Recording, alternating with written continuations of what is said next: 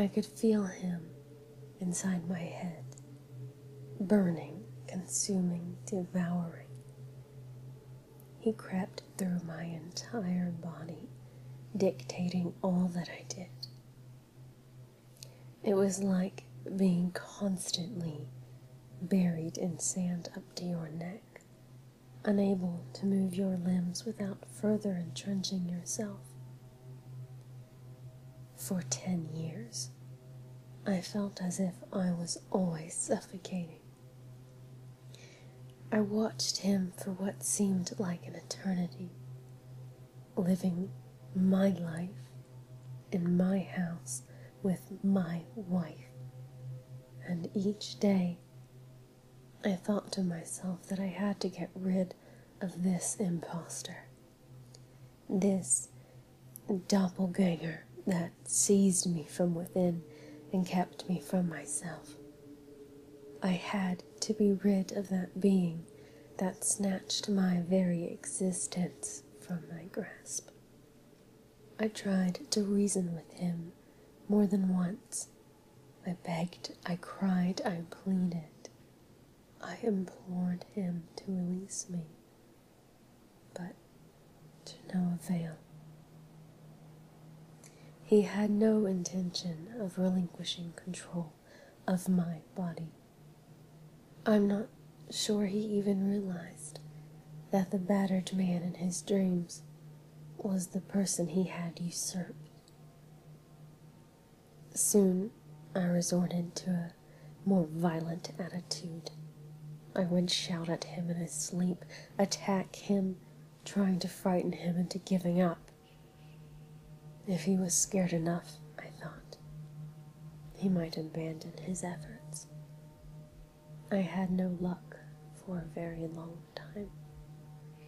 After a while, though, he started to get paranoid. At this point, he was desperate to keep his stolen body. He would talk to my wife of nightmares, of the feeling that something was haunting him or trying to possess him. He spoke as if I was the problem. It didn't take me long to figure out that he was misdirecting her, that he was using my voice to speak lies. I persisted in my tactics, trying to scare him. It worked by inches. Every time I saw him in the mirror, he looked more exhausted and less well kept. The constant nightmares were taking a physical toll. I was weakening his grip. He became so desperate, in fact, that he began Googling things like demonic possession and poltergeists, looking for help. It was almost sad. There's not a whole lot out there on how to rid yourself of the original tenet of a body. Of course he didn't find anything, but I did. I saw the things he read, and I began to get ideas.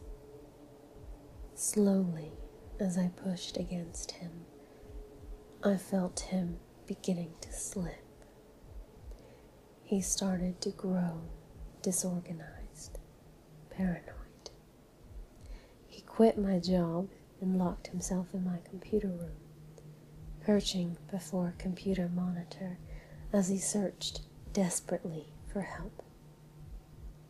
He ruined my life before I could get it back, spending months in that office with the blinds drawn. I think he was trying to discourage me, trying to convince me that the effort wasn't worth it. I had no more job, no more wife, no more money, but I didn't give up. I had spent too long trying. I was gaining ground by miles now. I acquired control of my physical faculties more than once. I could wiggle my fingers or toes for a moment at a time. After practice, I could speak again, and eventually I learned to walk. He couldn't keep me strangled. This morning, I woke up to realize that he was gone. I had control again. I leapt to my feet and ran around the house in disbelief, tearing open the blinds and tossing things in the air, reveling in a sense of pure ecstasy. I ran a hot shower, enjoying the feeling of the water on my back. When I emerged, I took a moment to breathe the soap-scented air, amazed that I was finally free. Still grinning, I wiped down the foggy mirror with a towel, but stopped dead the moment the glass was clear. Please, my mouth was saying over and over, I just want my body back.